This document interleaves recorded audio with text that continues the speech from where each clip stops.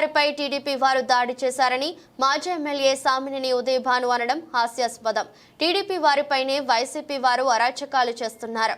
జగ్గయ్యపేట పట్టణంలో శాసనసభ్యులు శ్రీరామ్ రాజగోపాల్ తాతయ్య నివాసంలో ఏర్పాటు చేసిన విలేకరుల సమావేశంలో తెలుగుదేశం పార్టీ నాయకులు మాట్లాడుతూ, ఈ సందర్భంగా వడ్లమూడి రాంబాబు మాట్లాడుతూ, మాజీ MLA Samineni Udayabhanu press meet పెట్టి టీడీపీ వాళ్ళు అరాచకం చేస్తున్నారు అనడం హాస్యాస్పదంగా ఉందన్నారు. ఏ పార్టీ వారు ఈ నియోజకవర్గంలో గొడవలకు పాల్పడుతున్నారు అనేది ప్రజలను అడిగితే చెప్తారని తెలిపారు. ఓటమిని అంగీకరించకుండా బైక్ ర్యాలీలు చేస్తూ విచ్చలవిడిగా ఇంటి ముందున్న అతను దగ్గరకు వచ్చి ఆ స్పీడ్ బ్రేకర్ గుద్దుకొని కింద పడిపోయి కాలువలో పడి మేము కొట్టినట్టుగా ఈ కుర్రోడు కొట్టినట్టుగా సృష్టించి పడినోడిని లేపి శుభ్రంగా కడిగితే కడిగినోడి మీద దాడి చేశారు. వాళ్ళ అరాచకం అది. అదే పొంగల్ బండిపాలెం ఇతని మీద కూడా కత్తితో దాడి చేశారు. ఎవరి మీద దాడులు చేస్తున్నారు? ఈరోజు ప్రత్యక్షంగా కనపడుతున్నాయి ఈ దాడులు. ఇంకా ఉన్నాయి గ్రామాల్లో. ఇంకా వాళ్ళు మానుకోకపోతే తగిన విధంగా స్పందిస్తామని హెచ్చరిక చేస్తా ఉన్నాం. అందరికీ నమస్కారం. నిన్న మాజీ శాసనసభ్యులు సామినేని ఉదయభాను గారు మాట్లాడుతూ నియోజకవర్గంలో తెలుగుదేశం వారు దాడి చేస్తున్నారనటం చాలా హాస్యాస్పదం. మరి ఎన్నికల ముందు ఎన్నికలు అయిన తర్వాత కూడా జగ్గయ్యపేట మండలంలో బండిపాలెం గ్రామంలో పొంగల్ అనే వ్యక్తి మీద కత్తితో దాడి చేసింది ఎవరు? గౌరవరంలో పెట్రోల్ బంకు యజమాని మీద దాడి చేసిన వారు ఎవరు? గౌరవరంలో గంగా నాగరాజు అనే వ్యక్తి మీద దాడి చేసి చెయ్యి విరగొట్టిన వాళ్ళు ఎవరు? మరి ఇలాంటి దాడులు ఎవరు ప్రోత్సహిస్తున్నారు? దీనికి సమాధానం చెప్పాల్సిన అవసరం ఉంది. ఇకనైనా ఈ దాడులు మానుకోకపోతే తగిన విధంగా మేము స్పందిస్తామని హెచ్చరిక చేస్తున్నాం. నియోజకవర్గంలో గతంలో ఎన్నో సందర్భాలుగా అనేక అక్రమ కేసులు పెట్టడం జరిగింది. ఎంతమందినో వచ్చవాయి మండలంలో ఆళ్ళూరుపాడులో మర్డర్ ఎందుకు జరిగింది? గతంలో వేదాద్రిలో అరాచకంగా భూక్య భామిని అనే ఆమెను తీసుకొచ్చి అర్ధరాత్రి ప్రమాదానికి కారకులైన వాళ్ళు ఎవరు? ఇలాంటి సంఘటనలు చాలా ఉన్నాయి. మీరు తవ్వే కొద్దిగా మీ దాడులు అవినీతి అంతా బయటకు వస్తుందని నేను హెచ్చరిక చేస్తున్నా. ఇకనైనా మీ అరాచకాల గ్రామాల్లో మానుకోమని మీ కార్యకర్తలకు చెప్పండి. లేదంటే దానికి స్పందిస్తామని తెలియజేస్తున్నాం. కానీ మా నాయకుడు శ్రీరామ్ రాజగోపాల్ తాతయ్య గారు అలాంటి వ్యక్తి కాదు. సౌమ్యుడు, ఏ అరాచకాలకి ప్రోత్సహించడు. అలాంటి వ్యక్తిని మీరు ఇంకా వేరే విధంగా మాట్లాడటం సరైన చర్య కాదని నేను మీకు విజ్ఞప్తి చేస్తున్నా. ఇలాంటిని మీరు మానుకోవాలని కోరుకుంటున్నా. ఓడిపోయి వారం రోజులు కాలేదు, ప్రతి దాడికి దాడి చేస్తామంటూ ఇది ప్రజాస్వామ్యానికి చాలా విరుద్ధమైన ప్రకటన. మరి ఉదయభాను గారు దాడులు చేస్తామనేది ఈ నియోజకవర్గ ప్రజలు హర్షించటం లేదు. మిగతా నియోజకవర్గాల్లో మా తప్పులు ఎక్కడ ఉన్నాయని వెతుక్కుంటుంటే ఓడిపోయిన ఎమ్మెల్యేలు ఈ ఉదయభాను గారు మటుకి దాడులు చేస్తామంటాం కరెక్ట్ కాదు. నిన్న మొన్న ఎలక్షన్లు అయిన తర్వాత పెనుగంచిపూల మండలంలో ఎన్ని దాడులు జరిగినాయి అనేది ఒకసారి ఆయన ఇక్కడికి వచ్చే వాళ్ళ ఊరు నుండి వాళ్ళ నాయకులు చెప్పే మాటలు కాకుండా కింది స్థాయికి వెళ్ళి ఎవరిని దాడి చేస్తారనేది తెలుసుకోవాలి. మొన్న ఈ మధ్య అనిగలపాడులో జరిగింది. సర్పంచి భర్త ఏకపక్షంగా ఒక కర్ర పట్టుకొని తెలుగుదేశం కార్యకర్తల్ని ఏ విధంగా కొట్టాడో మీకు ఈ వీడియోలో చూపిస్తాను.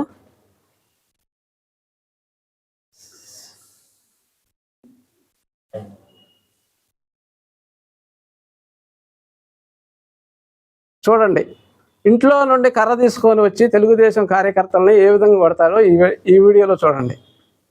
తర్వాత సర్పంచ్ గారు ఎస్టీ వాళ్ళ మిస్సెస్ గారు వాళ్ళ భర్తను కొట్టిన తర్వాత ఏమొచ్చి ఎస్టీ యాక్టివ్ పెట్టిద్ది. కరెక్ట్ కాదు. జ్యోతి అక్క, మన ఎస్సీల హక్కుల్ని ఈ విధంగా కాలరాయటం తగదు. భర్త గారు తప్పులు చేయటం, మీరు వెళ్ళేమో ఎస్సీ యాక్టివ్ పెట్టడం ఇలాంటివి మానుకోవాలి. ఈ విధంగా మళ్ళీ సొబ్బాయిగూడెంలో అనిల్ విజయోత్సవంలో సహజంగా ర్యాలీలు చేసుకుంటాం అన్నీ చేస్తామండి. ర్యాలీ చేసుకుంటే సొబ్బాయిగూడెంలో దాడి చేశారు. ఈ విధంగా ఈ అబ్బాయిని అనిల్ అనే అబ్బాయిని వివక్షత రహితంగా కొట్టారు. మళ్ళీ ఇంకోటి పెనుగంచిపూలు కుర్రోడు ఆ రోజు విజయోత్సవం జరుపుకొని వెళ్తుంటే వేమవరం దగ్గర బండి మీద ఎన్టీఆర్ బొమ్మని గీకేదాకా కొట్టి చంపారు. ఎవరండి దాడులు చేసేది? కింది స్థాయి నాయకులు ఏది చెబితే దీన్ని ప్రెస్ మీట్లు పెట్టడం కాదు ఉదయభాను గారు. మీ నాయకుల యొక్క అసలు ఆ నాయకులు ప్రెస్ మీట్లో కూర్చున్న నాయకుల యొక్క జీవితాలు వాళ్ళు ఏమేమి చేస్తున్నారు కూడా చూసుకోవాలి ఒకసారి. పెనుగంచిపూడి పాలన ఏందండి? పెనుగంచిపూడిలో ఒక లైటు వెలగట్లేదని చెప్పుకునే స్థితిలో ఉన్నారు ప్రజలు. ఆ ప్రజలు మాకు చెబితే మేము ఈవో గారితో మాట్లాడితే వాళ్ళు లైట్లు వేస్తారు. వాళ్ళండి చెప్పేది శ్రీరంగ నీతులు. తాతయ్య గారి గురించి తెలియదా నీకు? తాతయ్య గారు ఒకప్పుడు మీ పార్టీయే కదా, ఆయన గురించి తెలియదా? ఇప్పుడు అంత సౌమ్యుడు, ఆయన గురించి తెలుసుకోలేవా నువ్వు? వాళ్ళు ఏదో చెప్పారని నువ్వు ప్రజలను ఈ విధంగా తప్పుదారి పట్టేయడం కరెక్ట్ కాదు. ఈ తెలుగుదేశం కార్యకర్త కానుండి నాయకులు కానుండి ఒకళ్ళని కొట్టడం కానీ ఒకళ్ళని తిట్టడం కానీ అనేది ఉండదు. అంతా సౌమ్యంగా ఉండాలా. విజ్ఞతతో మీరు ఈ నియోజకవర్గ అభివృద్ధికి, ఈ జగ్గయ్యపేట అభివృద్ధికి పూనుకోవాలి. ఏదో 4 రోడ్లు వేసి మేము శాంక్షన్ చేసిన రోడ్డు మీరు చెప్పుకొని వేదాద్రి ఎత్తిపోతల పథకం ఆనాడు జగన్మోహన్ రెడ్డి గారు అక్కడ శాంక్షన్ చేస్తే ఇక్కడ మీటింగ్ పెట్టారు, కానీ ఒక్క అభివృద్ధి కూడా జరగల. మరియు పోలంపల్లి డ్యామ్ అండి, పోలంపల్లి డ్యామ్ ఆనాడు రాజశేఖర రెడ్డి ముఖ్యమంత్రిగా ఉన్నప్పుడు శాంక్షన్ అయితే ఈ రోజుకి రైతులకు నీళ్ళు ఇచ్చే దుస్థితి లేదు. ఏది అభివృద్ధి గురించి చెబుతారు? తాతయ్య గారు ఎంత అభివృద్ధి చేశారు? ఆ అభివృద్ధి మీరు ముందు తీసుకున్నట్లయితే ఈరోజు మీరే గెలిచేవాళ్ళు కదా. అభివృద్ధి లేకుండా ఏమీ లేకోకుండా ఈ విధంగా నాయకులు చెప్పంగానే మీరు ప్రెస్ మీట్లు పెట్టి ప్రజలను తప్పుదాపరచడం కరెక్ట్ కాదు. ఇక నుండి అయినా మీరు మంచిగా ఉండి ఈ నియోజకవర్గ అభివృద్ధికి మంచి సలహాలు ఇవ్వండి, తాతయ్య గారు తీసుకుంటారు. అంతేగాని అవాకులు చవాకులు బేలకూడదు. మీరు ప్రతిపక్షంలో దాడులు చేస్తే అధికారంలో ఉన్నవాళ్ళు మేము ఆరోపణ కూర్చుంటామా? అది కరెక్ట్ కాదు ఉదయభాను గారు. ఇక నుండి అయినా మీరు మారాలని కోరుకుంటున్నాం మేము. మీ అరాచకానికి ఆనవాళ్ళు ఇక్కడే ఉన్నాయి, మీకే ఇప్పుడు చూపించుదాం. నాగరాజు ఎట్టండి. పోలీస్ వ్యవస్థ ఎలా ఉందని అధిష్టానం దృష్టికి తీసుకెళ్తాం.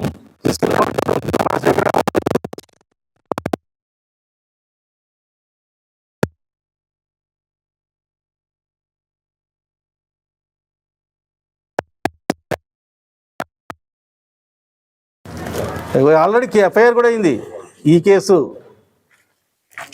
ఇది ప్రత్యక్ష సాక్షులు ఇప్పటికీ ఉన్నాయి. తల మీద కానీ ఎదురు అబ్బాయి పడేడి అనుకుంటుగా